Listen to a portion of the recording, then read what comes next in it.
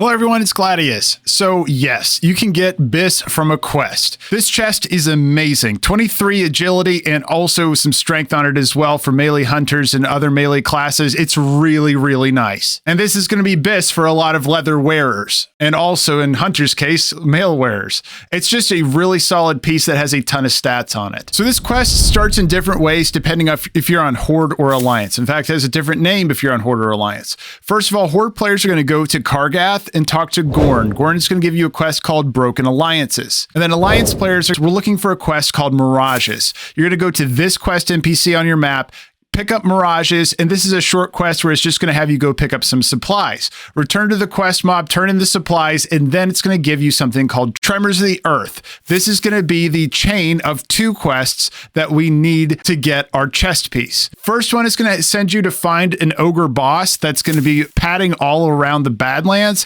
This is definitely soloable for a hunter. If you're not a hunter, you're going to need to bring a buddy. After you kill the ogre boss, you're going to turn in the quest item to the quest giver, and you're going to get the next quest. This is the one where you're going to have to kill some pretty powerful dragons. But no worries, we can actually take this out as even down to 1 to 2 players. I would be super impressed if you did it as a single player. So best option is just bring a group of 5. You all will be able to clear this no problem. You're going to take the Sign of the Earth and then also go collect the other 2 from the Obelisks.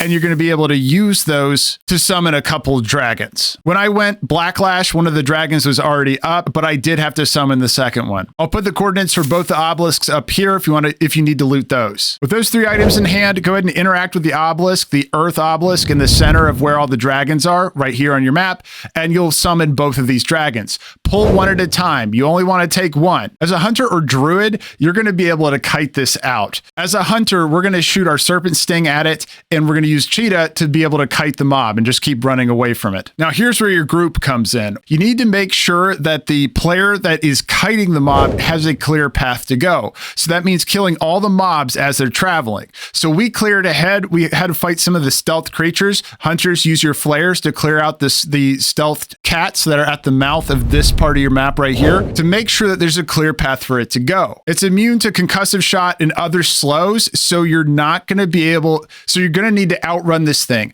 Druids can use travel form, and hunters, of course, can use aspect of the cheetah to be able to outrun it. Horde players are going to kite west to Kargath, and then Alliance players are going to go north up into Lochmadon to Thessalmar. At both of these locations, go ahead and kite it around the village until the guards will start fighting the dragon with you. At that point, you and the guards are able to take out the dragon with ease. Might take a few minutes, but eventually the dragon will die. What you need to do is you need to kite this mob all around a circle in Thessalmar, and you also need it to do its breath attack to be able to pull aggro on some of the guards. Once you pull aggro on some of the guards, more guards will spawn, and it will continue to fight with the guards until you kill it. Make sure both players get aggro on the boss. It needs to have another person on the aggro table before somebody dies accidentally to an attack. So I would suggest all hunters in your group put some kind of bleed effect, serpent sting, moonfire, something that's going to keep you on the aggro table so that you're able to take the aggro if the kiter does die. Otherwise, it's back to the Badlands to go grab it again and make the run. We just kited this thing in circles all around Thessalmar,